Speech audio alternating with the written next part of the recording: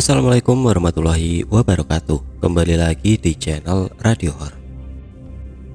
Untuk kisah kali ini ada sebuah cerita yang diambil dari grup Facebook yang bernama 1001 Cerita Al. Dan untuk kisah yang akan saya bawakan kali ini yaitu kisah yang berjudul Denda Mayit.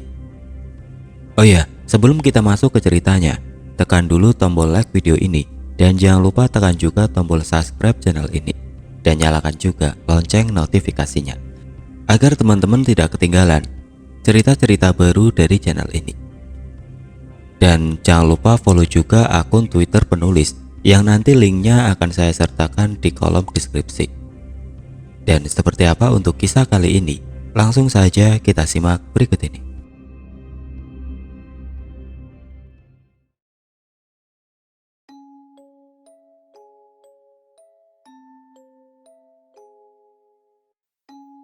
Ini kisah teman saya dan saya diminta untuk menceritakan kisah ini.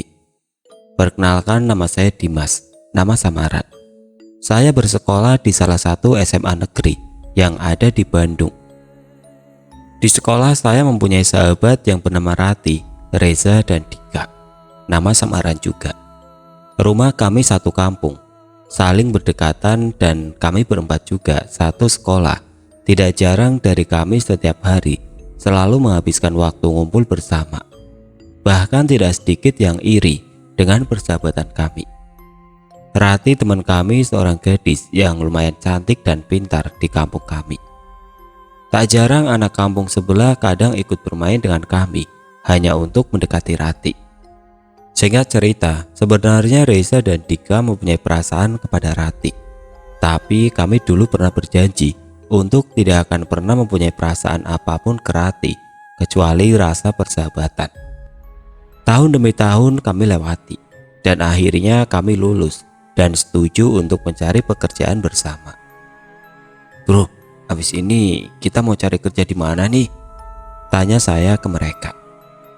Aku sih terserah kalian, aku ikut aja deh, ucap Rati. Aku disuruh lanjut kuliah sama orang tua aku bro, tapi males banget rasanya, pengen kerja aja, balas Reza. Bro, gimana kalau kita ngelamar kerja di pabrik gula? Dengar-dengar banyak cari karyawan baru, usul Dika. Pabrik gula nggak jauh dari kampung kami. Sekira setengah jam aja ditempuh pakai motor, udah sampai. Pada akhirnya kami, aku, Rati, dan Dika setuju untuk melamar pekerjaan di pabrik tersebut. Sementara si Reza masih bingung dengan pilihannya sendiri. Setelah berbincang-bincang mengenai lamaran pekerjaan, keesokan harinya kami bertiga pun bersiap-siap untuk melamar pekerjaan. Semua udah ngumpul di rumah saya. Dika yang datang lebih awal baru disusul oleh Rati. Tidak berapa lama kemudian akhirnya kami akan berangkat bertiga. Tiba-tiba terdengar suara Reza. Bro, aku ikut dong lamar kerja. Lah semalam masih ragu, katanya mau kuliah. Emang gak jadi lu kuliah? Emang di sini sama orang tua lu kerja? Tanya Dika. Udah, aku udah bilang sama orang tuaku, aku mau rasain kerja dulu. Nanti kira-kira beberapa bulan aku kerja sambil kuliah. Oh ya udah bro, bagus kalau emang gitu bro. Kan jadi kita nggak pencar-pencar. Iya Sa, bagus lah. Kita berdoa aja nih, semoga kita berempat keterima di pabrik itu. Sambil senyum-senyum Rati ke Reza. Setelah itu kita berempat pun bergerak menuju pabrik itu dengan menaiki angkutan umum. Di sepanjang jalan, Rati dan Reza sedang asik mengobrol, membahas tentang di mana nanti Reza akan berkuliah. Dan aku perhatikan muka Dika yang masam. Terus aku coba alihkan dengan mengajak Dika berbicara. Aku tahu Dika sangat menyukai Rati, namun dia segan kepadaku sebagai sahabatnya. Dan memang sih, aku juga mengetahui bahwa Reza juga menyukai Rati. Maka dari itu Dika rada cemberut ketika Rati terlihat akrab saat ngobrol dengan Reza. Setelah beberapa menit kemudian kami sampai di pabrik tersebut. Satu persatu dari kami memberikan surat lamaran pekerjaan kami. Setelah kami selesai, Kami kembali pulang ke rumah masing-masing. Malam kemudian, aku dan adikku sedang nonton TV sehabis sholat maghrib. Gak lama kemudian, terdengar suara dari luar mengetuk pintu. Tak tak tak. Mas, mas. Kubuka pintu. Kulihat Reza berdiri di depan rumah dengan membawa bungkusan. Ada apa sih? Tumben ini jam segini udah kesini. Ya nggak apa-apa bro, ini aku bawa kopi sama rokok. Pengen ngopi aku di rumahmu sambil ngobrol. Akhirnya Reza aku persilakan duduk di cangkruk depan rumahku yang biasanya jadi tempat tongkrongan aku, Reza, Rati dan Dika. Sementara Reza duduk di depan, aku ke belakang membuat kopi. Setelah kopi siap, aku ke depan membawa kopi dan ngobrol dengan Reza. Tumben Nisa bawa kopi sama rokok datang tiba-tiba, gak ngabarin, kenapa gak sekalian ajak si Rati sama Dika? Tanyaku. Iya bro, suntuk di rumah, pengen ngadem aja nih, dicangkruk kebahagiaan nih, jawabnya. Bro, gimana kira-kira kita diterima gak di pabrik itu? Aku berharap sih diterima, supaya aku bisa deket sama Rati terus bro. Aku yang mendengarnya kaget. Lah, tujuanmu beda nih, bukan kerja, malah deketin Rati. Ingat bro janji kita gimana dulu? Iya bro, aku ingat, tapi kan kamu tahu sendiri, masalah perasaan, gak ada yang bisa tahu gimana ke depannya. Aku janjilah bro, aku gak bakal kecewain kalian semua. Aku yang mendengarnya hanya bisa terdiam, karena kupikir Reza tidak bisa lagi mengendalikan perasaannya ke Rati. Di sisi lain, aku juga bingung memikirkan perasaan Dika yang juga mempunyai rasa suka ke Rati. Setelah beberapa jam kemudian, kami ngobrol panjang lebar hingga akhirnya larut malam dan Reza pamit untuk pulang. Setelah 2 hari kemudian, kami berempat serentak mendapatkan pesan SMS dari pabrik gula tersebut untuk melakukan interview keesokan harinya. Kami setuju besok pagi akan ngumpul di rumahku dan berangkat bareng-bareng untuk melakukan interview. Dan besok harinya, pagi kulihat Dika udah datang terlebih dahulu dan aku bertanya pada Dika, yang lain kemana? Kok belum nongol udah jam segini? Nanti kita telat interviewnya. Iya nih, kemana ya? Rati sama Reza. Udah jam segini juga gak nongol. Tiba-tiba HP-ku bergetar menerima pesan WA. Kulihat pesan dari Rati yang mengatakan, kalian pergi duluan aja, aku sama Reza masih ngantar adikku sekolah. Nanti kami berdua langsung nyusul. Tanpa banyak bicara, aku dan Dika langsung berangkat menuju pabrik tersebut. Sesampainya kami di pabrik, kami langsung diinterview. Gak lama kemudian kami berdua selesai melakukan interview. Rati dan Reza pun datang menggunakan motor dan langsung masuk ruangan interview, dan kami berempat pun diterima kerja di pabrik tersebut. Kami sangat gembira karena kami berhasil mencapai cita-cita kami, bekerja di satu tempat tanpa terpisah dan tanpa disengaja. Saking gembiranya, Rati memeluk Reza dan Dika pun yang melihat, mukanya langsung berubah menjadi tidak enak. Aku tahu gimana perasaannya Dika saat melihat Rati dengan Reza. Tapi ya gimana, aku juga nggak bisa apa-apa karena mereka udah ngelanggar perjanjian yang kita buat dulu. Dan akhirnya Dika, aku, Rati dan Reza balik ke rumah. Di perjalanan aku perhatiin muka Dika yang terus tertekuk. Melihat Rati dan Reza berboncengan dengan mesra, kadang aku alihkan pandangan Reza dengan mengajaknya ngobrol di perjalanan. Sampai akhirnya kami tiba di rumahku. Rati dan Reza langsung pamit pulang, sementara Dika masih di rumahku dan tiduran di rumahku sambil kulihat mukanya yang penuh dengan rasa cemburu. Tapi ku coba untuk menghiburnya dengan berbagai lelucon. Hingga akhirnya dia buka mulut dan menyatakan perkataan yang sama dengan Reza, bahwa dia menyukai Rati. Aku lagi-lagi hanya bisa terdiam tanpa mengatakan apapun. Karena mereka adalah sahabat-sahabatku, aku gak bisa membela siapapun satu dari mereka.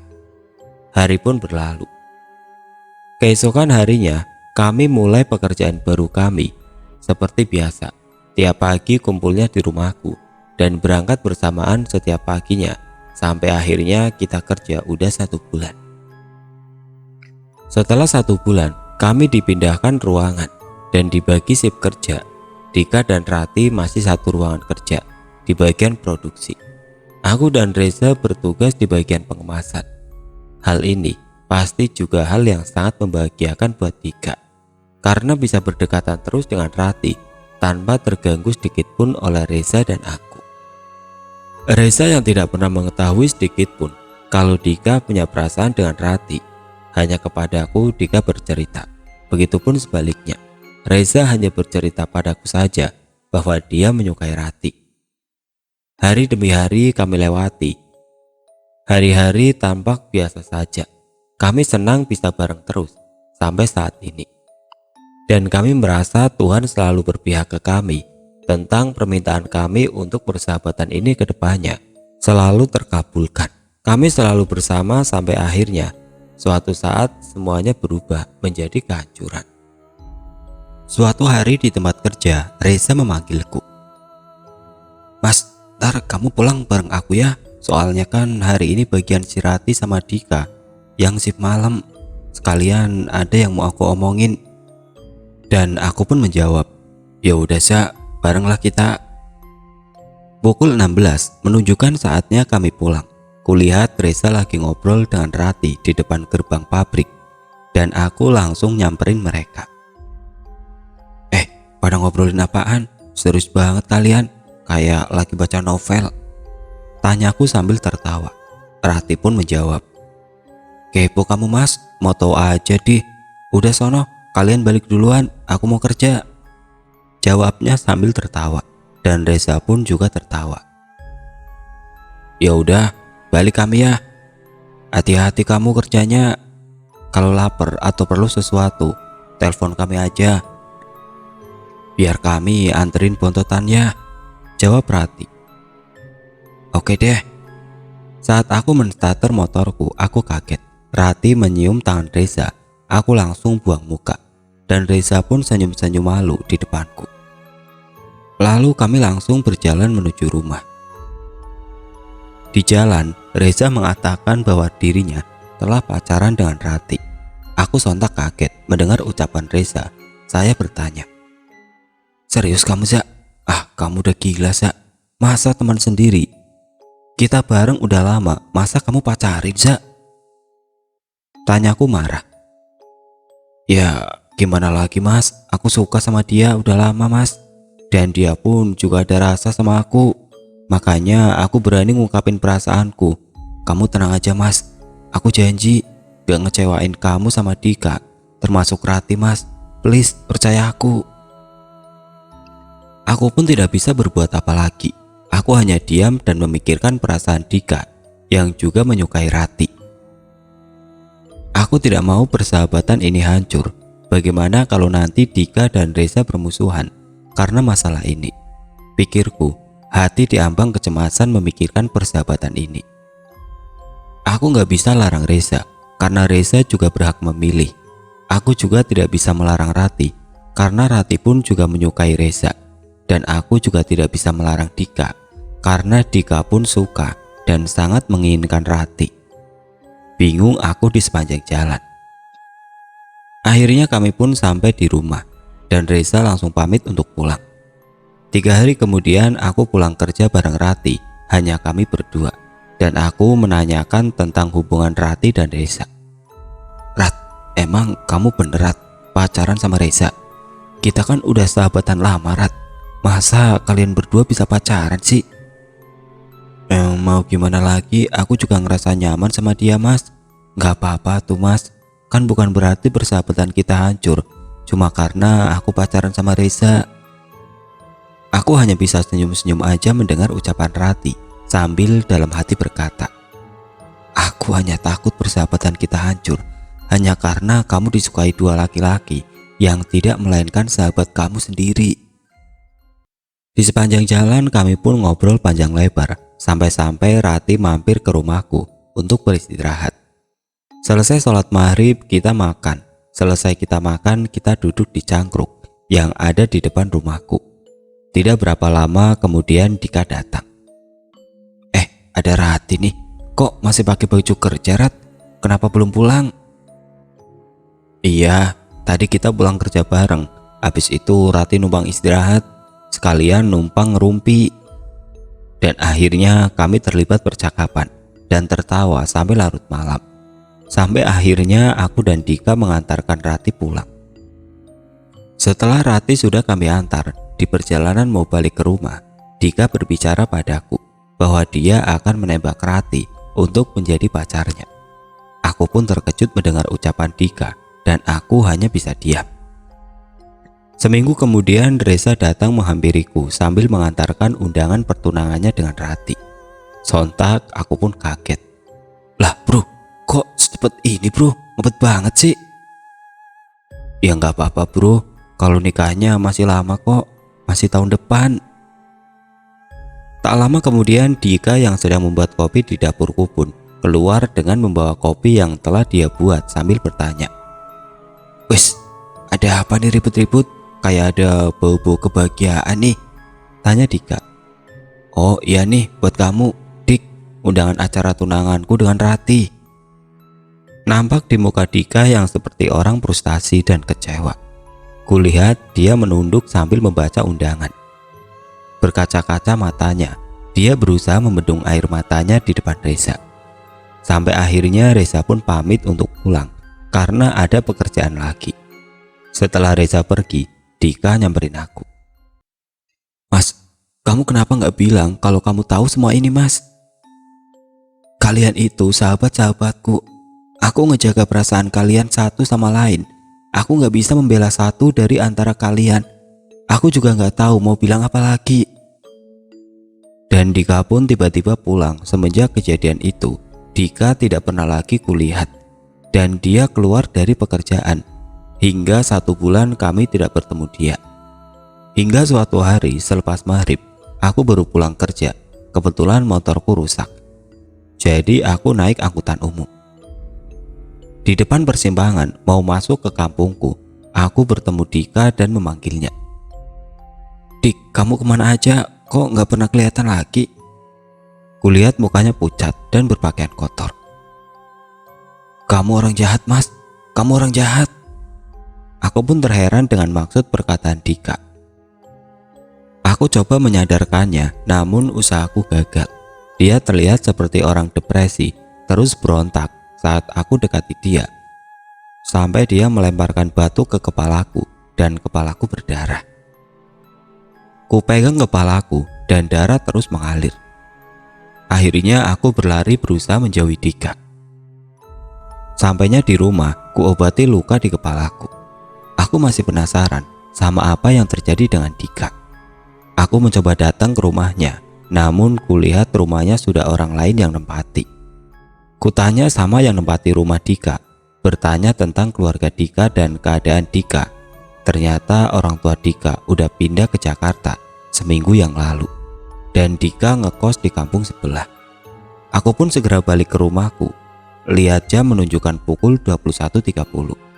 Kepalaku masih sakit sekali rasanya. Di jalan aku bertemu Rati. Kulihat mukanya pucat sekali dan bajunya kusam. Aku panggil dia. Rati, dari mana kamu, Rat? Malam-malam gini kok sendirian? Ayo, aku antar pulang. Namun Rati hanya memandangiku saja sambil melihat kepalaku yang terbalut dan saplas. Dan aku menjelaskan kenapa kepalaku bisa begini. Oh ya Rat, jadi tadi itu kepalaku di... Belum selesai aku berbicara, Rati berbicara. Aku sudah tahu. Aku pun terdiam merasa ada yang aneh dengan Rati. Kamu nanti datang ya, aku mau nikah sama Reza. Aku pun terkejut. Lah, kalian kok nikahnya buru-buru sih? Katanya tahun depan. Kenapa juga Reza nggak bilang sama aku? Tanpa sepatah kata pun Rati langsung berjalan meninggalkanku. Aku ngerasa ada yang aneh dengan Rati. Tapi tidak kuhiraukan. Pikirku mungkin dia capek habis pulang kerja. Aku pun melanjutkan perjalananku sampai ke rumah sambil berpikir kenapa Rati dan Reza cepat bener mau nikahnya. Besok aku harus temuin Reza nih, menanyakan hal ini ke dia langsung. Dan aku pun tertidur. Aku bermimpi Rati datang ke rumahku dan meminta tolong padaku. Kulihat perutnya, ususnya terburai keluar, kepalanya penuh darah dan sambil berkata, "Balaskan kematianku, aku masih mau hidup, tolong aku." Aku pun terbangun dari tidurku, keringatku bercucuran mengingat Rati yang datang ke mimpiku. Ada apa ini?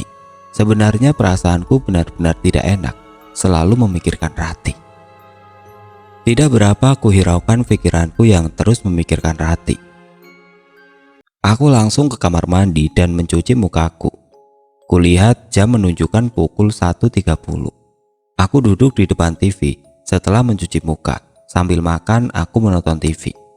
Tidak berapa lama kemudian pintu rumahku ada yang mengetuk. Aku bertanya, "Siapa ya?" Namun tidak ada yang menjawab. Pelan-pelan aku berjalan ke arah pintu dan mengintip ke jendela untuk mengetahui siapa yang datang malam-malam gini. Aku kaget bukan kepalang. Kulihat Rati sedang duduk di ayunan depan rumahku.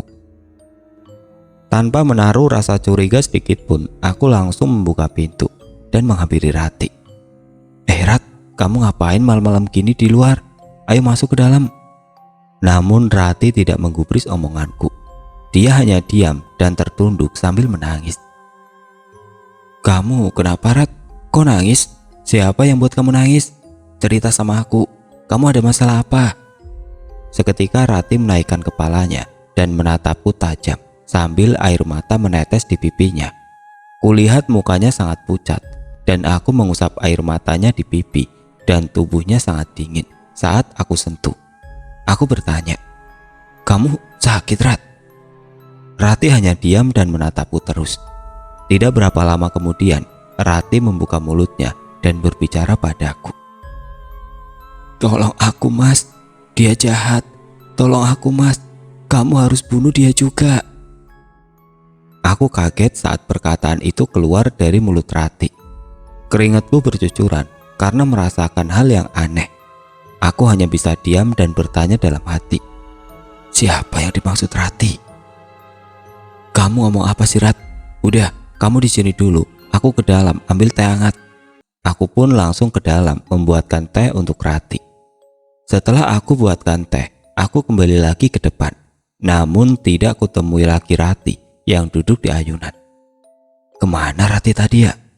Sambil mencari-cari Rati, pikirku mungkin Rati sudah pulang. Dan aku pun masuk ke dalam rumah dan sambil berpikir, ada apa ini sebenarnya? Hatiku tidak enakan terus melihat semua ini sampai akhirnya aku pun tertidur di depan TV. Pagi kemudian aku ke rumah Reza untuk menanyakan pernikahan Reza dan Rati. Namun tidak kutemui Reza. Orang tuanya mengatakan bahwa dia 2 hari yang lalu pergi ke Jawa dan mungkin balik lagi nanti malam, sahut orang tuanya. Aku coba menelpon Reza, namun tidak dijawab. Kata orang tuanya, di sana susah sinyal. Dan akhirnya aku berangkat kerja. Aku berharap di pabrik nanti akan bertemu Rati dan menanyakan apa yang terjadi dengan Rati. Sesampainya aku di pabrik, aku tidak bertemu dengan Rati.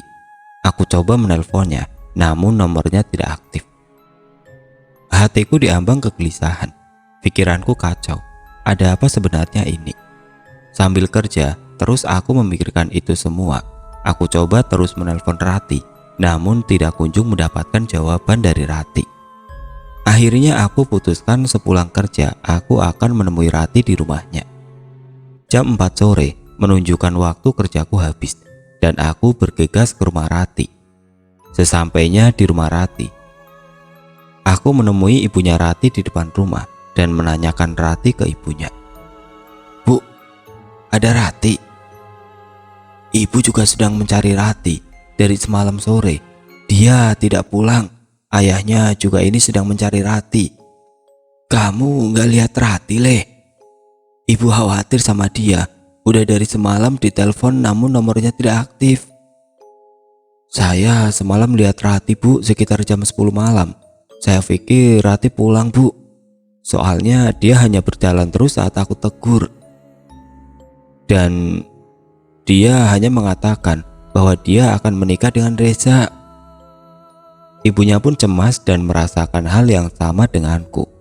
Sampai akhirnya aku putuskan untuk kembali ke rumah. Jam menunjukkan pukul 18.30. Aku lihat dari jauh ada seseorang perempuan duduk di depan rumahku. Tidak kusangka wanita itu adalah Rati, dan aku menghampirinya. "Rat, kamu kemana aja sih? Kamu gak pulang? Kasihan ibu sama bapak kamu nyariin kamu. Ayo aku antar pulang." Rati pun naik ke motorku. Sepanjang jalan aku memarahinya agar tidak mengulangi kesalahannya. Namun Rati hanya diam dan tertunduk. Aku tidak menaruh rasa curiga sedikit pun ke Rati. Aku terus jalan menuju rumah Rati untuk mengantarkannya pulang. Namun tiba-tiba kulihat spion motorku. Tidak kulihat Rati di belakangku. Aku pun langsung menoleh ke belakang. Ternyata benar, Rati tidak berada di belakangku. Aku pun terheran dan memutar balik arah tujuanku untuk kembali ke rumah. Sampainya di rumah, pikiranku sangat kacau. Aku heran dengan apa yang terjadi saat ini. Aku pun langsung mandi dan setelah itu aku sholat maghrib. Selesai sholat, aku membuka handphoneku dan melihat galeri. Kulihat foto-foto kenangan kami, aku, Rati, Reza dan Dika. Gimana bahagianya kami dulu. Bermain bersama, kemana saja selalu berempat. Tidak kusadari air mataku mengalir membasahi pipi melihat keadaan persahabatan kami sekarang yang hancur. Aku sangat merindukan tiga sahabatku. Akhirnya aku pun terus menghubungi Rati, namun tidak kunjung juga ada jawaban dari Rati. Gak tahu apa yang telah terjadi dengan Rati.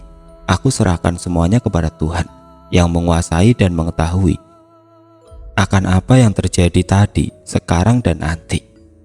Jam menunjukkan pukul 21. HP-ku bergetar menerima pesan dari rekan kerjaku dan ia mengatakan, "Mas, kamu bisa ke pabrik gak nih?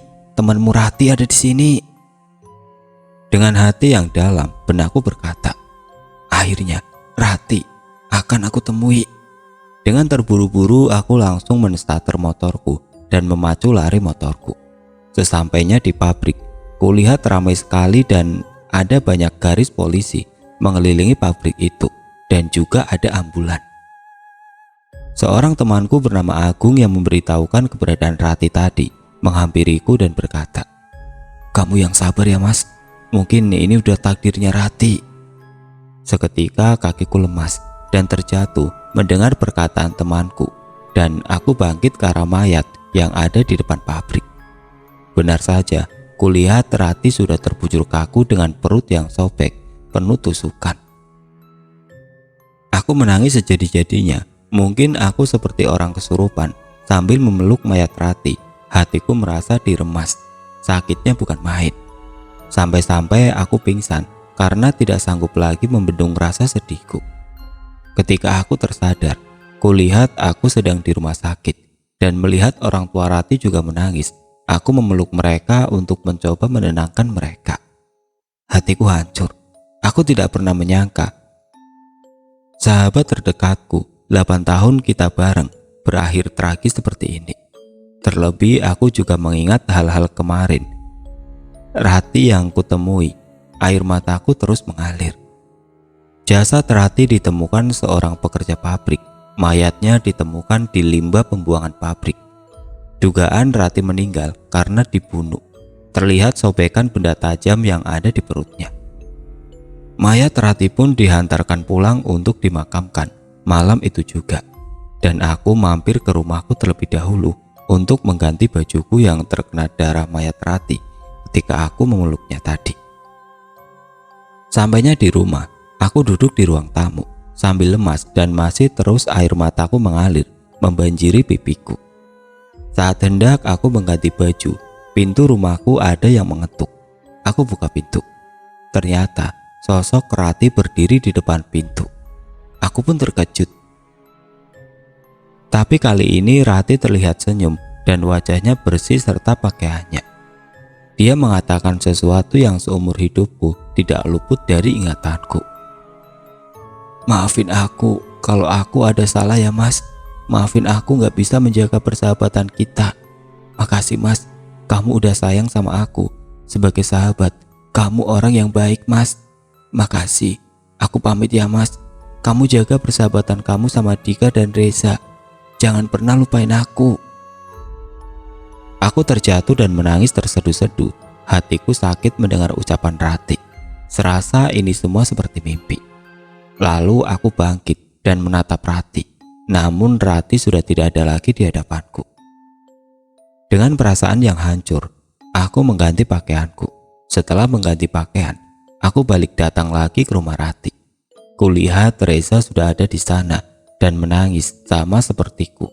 Dia tidak henti menangis dan memeluk jasad Rati. Aku sadar, mungkin perasaan Reza lebih hancur lagi daripada aku, karena Reza pacar sekaligus sahabat terbaik Rati. Aku memeluk Reza dan menenangkannya. Reza bertanya sambil menangis, "Kenapa ini Mas? Kenapa Rati bisa seperti ini? Aku hanya pergi sebentar dan kami akan menikah bulan depan. Kenapa ini terjadi Mas?" Aku pun tidak bisa berbuat apa-apa lagi selain menangis dan menenangkan Reza. Akhirnya mayat Rati pun dimakamkan pukul 1 dini hari di TPU yang ada di kampung kami.